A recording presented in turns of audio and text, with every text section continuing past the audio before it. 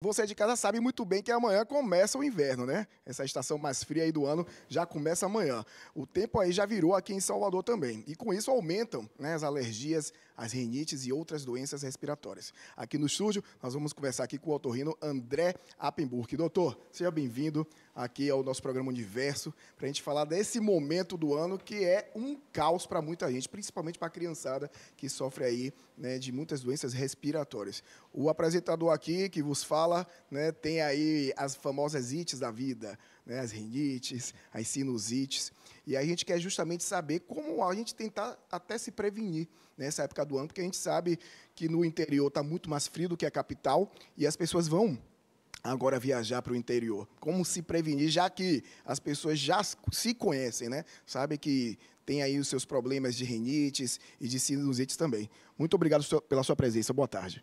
Boa tarde, Léo.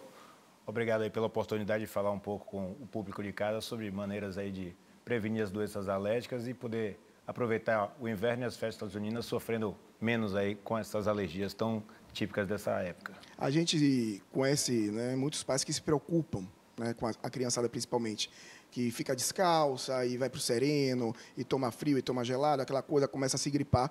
E a gente, no interior, às vezes não tem, né, uma estrutura que possa até dar uma atenção especial. Então, para a galera que vai viajar, né, o papai e a mamãe aí, principalmente, que tem que cuidar de uma criançada, como seria aí a prevenção, não só, né, com relação a medicamento, mas prevenir mesmo que essas rinites e esses problemas aconteçam? O inverno na Bahia e no todo o Nordeste tem essa característica de aumento da umidade, muita chuva e a tendência das pessoas de se aglomerarem nessas festas juninas. Então, o agrupamento de pessoas nessas condições acaba facilitando a proliferação de vírus e a própria umidade aumenta o número de ácaros, fungos, coisas que aumentam a rinite alérgica. Pensando principalmente na criançada, o principal seria, em relação aos fogos de artifício e às fogueiras, tentar manter as crianças mais afastadas, com um afastamento das fogueiras e sempre tentar que aquela fumaça dos fogos de artifício não penetre nas vias aéreas das crianças e, dentro do possível, manter o distanciamento social. A gente viveu aquela fase difícil da Covid, mas os vírus continuam aí, então essas grandes aglomerações, as crianças são as principais vítimas aí das viroses que têm como consequência as ites, como você falou, a rinite, a sinusite, a otite, que são principalmente frequentes em crianças. A gente estava acompanhando, vocês também acompanharam aí a entrevista com o Pablo, lá diretamente de Caruaru, e ele acabou abordando isso durante a entrevista, que no ano passado ele teve um problema muito sério, né, por conta de refluxo e tudo mais, mas que as poeiras, as fumaças, né, dos fogos, as fumaças aí das fogueiras, prejudica muito ele como cantor, né, fica aí com as vias comprometidas, ataca também as cordas vocais. E essa observação que o senhor fez, né, não só para a criançada, mas acho que para todo mundo que tem algum tipo de alergia aí, que essa fumaça realmente agrava um pouco. E a criançada que está, né, querendo tocar o terror com os fogos tem que ter sempre muita atenção com isso. Mas bora aproveitar até, né, para a gente distinguir aqui, para a galera que está assistindo a gente, né, a rinite da sinusite, que todo mundo coloca num pacote só, né, mas são coisas um pouco diferentes. E aproveitar aqui o especialista, doutor André, para a gente fazer essa diferenciação e você ter noção do que realmente está acontecendo com você. O que seria aí a rinite e o que seria aí a sinusite? Pronto, vamos tentar falar um pouco com termos menos técnicos, mas essa é uma pergunta muito pertinente e recorrente no consultório. A rinite alérgica, que é essa, como é chamada a rinite habitualmente, ela é uma resposta imunológica exagerada a fatores alérgenos. Quais são os fatores alérgenos? Os principais seriam poeira, mofo, ácaros, fungos, pelo de gato, então pelo de cachorro, tudo isso acaba fazendo com que o organismo faça uma resposta exagerada e tente se livrar daquilo que seria uma coisa simples de forma exagerada. Então, como você faria, como seu organismo reage para se livrar desses alérgenos? Seria espirrando para se livrar disso que está entrando nas suas vias aéreas, corizando para que esse líquido consiga lavar o seu nariz por dentro, obstruindo o nariz de forma que você não tenha mais contato com essas substâncias. Então, dessa forma, seria apenas uma resposta exagerada do organismo a um fator irritante, e essa resposta acaba sendo muitas vezes mais desastrosa do que o próprio irritante seria. Um pouquinho de pelo de animal não vai causar um dano tão grande quanto a própria resposta do organismo. A sinusite, em suas várias formas, a gente já considera um quadro mais infeccioso. Então, a rinite alérgica vai causar uma obstrução nasal. Nessa obstrução nasal há o acúmulo de secreção no nariz e na face e acaba existindo uma infecção bacteriana secundária que leva a um quadro infeccioso. Na sinusite, normalmente, há necessidade do uso de antibióticos e medicações que vão desobstruir o nariz. Sinusites seriam consequências de uma rinite maltratada ou um próprio quadro de virose com a dificuldade de resolução por parte do organismo. Agora, doutor André, o uso frequente de soro, né, o soro fisiológico para fazer a limpeza das vias nasais, é realmente recomendado? Obstrui, né, desobstrui, na verdade, ajuda a fazer essa limpeza? Porque tem gente que, né, tem aí um certo vício de estar o tempo todo limpando ali com algodãozinho e tudo mais. Isso ajuda realmente ou, às vezes, é até uma mania apenas da pessoa? A lavagem nasal sempre foi prescrita pelo médico otorrino como uma das formas de controle da rinite alérgica e da sinusite. De um ano para cá, talvez pelo próprio movimento de redes sociais, isso se divulgou ainda mais. A gente vê muitos vídeos de adultos e crianças lavando o nariz com grande volume. Claro que a lavagem do nariz é importante, ao mesmo tempo, você vai limpar o seu nariz desses fatores alérgenos, então esses ácaros, fungos que estão dentro do seu nariz você consegue lavar e, além disso, você consegue eliminar a secreção acumulada. Como eu falei anteriormente, a sinusite acaba sendo uma consequência do acúmulo de secreção. Com essa lavagem, você consegue evitar uma sinusite. Agora, no consultório, a gente tem visto alguns exageros, como você falou. Então, grandes volumes de soro em crianças pequenas, um jato forte demais, pode trazer consequências. O que a gente tem visto bastante é o soro ir parar no ouvido. Então, aquela secreção lavada de forma intempestuosa por parte da mãe acaba migrando para o ouvido e uma criança que antes estava só com a rinite alérgica acaba evoluindo com otite também. Então, sem dúvida, a lavagem nasal é fundamental no controle da rinite e da sinusite, mas sempre com cuidado e com parcimônia. Isso aí, cuidado da forma de realizar essa lavagem para não ter outros problemas, como o doutor falou aí, com relação ao otite, que é um outro problema para quem já teve essa dorzinha no ouvido, não é nada confortável. Como o Alex falou, você pode participar, o telefone está na tela, tirar suas dúvidas, né, papai, mamãe, e você que também está com problemas respiratórios, está com problema de alergia, rinite, sinusite, pode entrar em contato com a gente e participar ao vivo, como ele, meu querido Val aí, de Pau da Lima, ligou e está ao vivo agora com a gente. Alô, Val, muito boa tarde.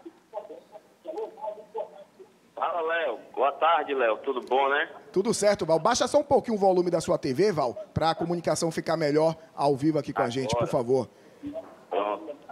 Pronto, já está melhorando. Val, fique à vontade, doutor André Otorrino está aqui para te escutar. Doutor, em primeiro lugar, boa tarde, parabenizar aí por essa audiência aí do programa.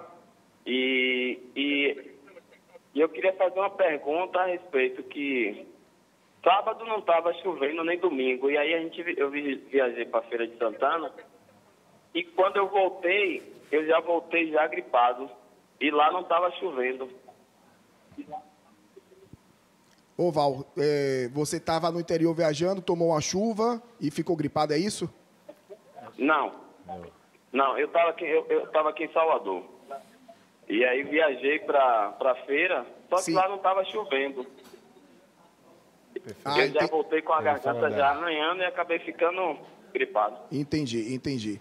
Então tá, o doutor vai falar aqui. É aquela velha história, né? A gente pegou aí o famoso resfriado também, né? Uma chuva, tomou aquela chuvinha. Às vezes não basta nem realmente cair um temporal, você tomar uma chuva forte, mas só aquela chuva fina já é o suficiente para a pessoa ficar um pouquinho resfriada, até a depender também da imunidade, né? Como a pessoa está, né, doutor? Exato. Boa tarde, Val. Então, eu entendo a sua pergunta em relação a esse questionamento que existe entre as mudanças climáticas. Você saiu de Salvador, estava chovendo, em Feira de Santana estava sol, então essa mudança de temperatura, como que ela atingiria o nariz? Além da rinite alérgica, que é a rinite mais divulgada, que a gente falou anteriormente, existe uma rinite chamada rinite vasomotora, que é a rinite que é causada pelas mudanças extremas de temperatura e de umidade. Então, você deve ter sofrido as consequências dessa rinite. Então, o nariz exposto a modificações de temperatura e umidade pode acabar obstruindo, levando, também corizando e espirrando. Então, seria a explicação do porquê que seu nariz ficou gripado, num termo mais comum, mais congestionado após essa mudança climática. Então, a sua percepção é correta. Essas mudanças climáticas abruptas fazem mal para o nariz. Isso acontece muito. Val, muito obrigado pela sua participação. Faça como o Val, minha gente. O telefone está disponível aí na tela. Pode entrar em contato, porque esse assunto é muito pertinente, principalmente nessa época do ano, né? O inverno aí chegando amanhã oficialmente. Muita gente pegando estrada. O interior do estado está frio em muitas cidades, em muitos municípios. E isso que aconteceu aí com o Val pode também acontecer. Você já sair de uma temperatura um pouco mais quente, né? O local fazendo sol, vai para o interior, está fazendo aquele frio. E pode acontecer aí o que o doutor André acabou de explicar. Doutor, é o seguinte, eu quero saber, nessa época do ano, quais são os cuidados que a gente tem que ter com o barulho muito forte, né, das explosões, de bomba, que a gente, nessa época do ano, sofre muito com essa questão. Em relação aos perigos aí das festas juninas, falamos anteriormente sobre a fumaça, sobre as viroses e não podemos deixar de falar sobre os riscos auditivos. Temos como hábito aí a explosão de espadas, rojões e outros fogos de artifício que fazem muito barulho e quando essas explosões ocorrem próximo ao ouvido, pode levar ao que a gente chama de trauma acústico, que seria uma lesão, muitas vezes irreversível, da audição daqueles que estão expostos ao barulho. Então, cuidado ao soltar fogos, a gente falou das crianças mais cedo, as crianças devem sempre estar supervisionadas por adultos, evitar que os pais evitem a compra de fogos de artifício com sons muito potentes, inclusive os adultos evitar soltar fogos alcoolizados, que diminui o seu senso de responsabilidade, e sempre utilizar os fogos com toda a segurança. Vamos manter a tradição, mas mantendo o cuidado com a saúde. Doutor, é o seguinte, a gente está aqui com uma dúvida da nossa colaboradora Tayane. Ela está perguntando se os pólipos nasais têm cura, porque a mãe dela já não sente cheiro há anos, né? E o médico informou que mesmo com a retirada dos pólipos, pode ser que ela não consiga mais sentir, né? Que ela volte a sentir esses cheiros. Queria, inclusive, que o senhor explicasse para quem está nos acompanhando o que seriam os pólipos nasais. Os pólipos nasais são uma tumoração nasal benigna, ou seja, não tem risco de malignização, mas, apesar disso, causa muitos transtornos. Então, ela é uma doença crônica e, como o próprio nome já diz, não é passível de cura, mas cirurgias para a remoção dos pólipos e um acompanhamento médico com uso de corticoide nasal e outras medicações podem ter um completo controle. Vamos fazer um paralelo. Você pergunta se a hipertensão tem cura? Não, a hipertensão não tem cura. Mas aqueles que usam a medicação e fazem um acompanhamento médico ficam livres de sintomas e das suas consequências. Em relação a essa perda do olfato, realmente é um problema. A gente tenta, com cirurgia e com medicação, que esse olfato seja recuperado, mas muitas vezes, apesar de todo o esforço do médico e dedicação do paciente, em algumas situações esse olfato fica, se não desaparecido completamente, mas menos efetivo do que deveria ser. Pronto, doutor, eu queria voltar, tá, sobre os perigos aí auditivos nessa época do ano, e a gente falou sobre a questão das bombas, né, dos rojões, e esse trauma que é causado, né, por conta do barulho, o impacto que tem, ele é reversível, ele é algo que depois que você tem esse trauma, você realmente fica com a sua saúde, né, auditiva arranhada para sempre? Como é que é isso? Isso vai depender da intensidade sonora e da sensibilidade individual.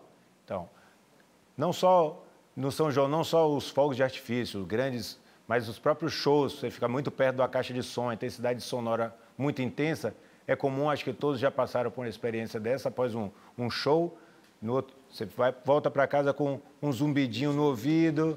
Isso é um sinal de que houve uma lesão auditiva. Se esse zumbido persiste por mais do que 24 horas, já é um motivo para você procurar o otorrino. Felizmente, na maioria das vezes, com o uso das medicações adequadas e o descanso do ouvido, essas lesões são reversíveis.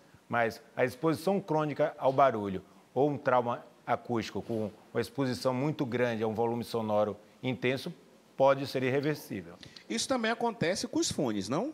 Sim, isso é praticamente uma epidemia na sociedade moderna. A gente vê que os adolescentes e os jovens adultos passam praticamente o dia todo com um fone de ouvido, muitas vezes em exposições sonoras acima de 70, 80 decibel, aquilo que pode acabar levando também a perdas auditivas irreversíveis na idade adulta.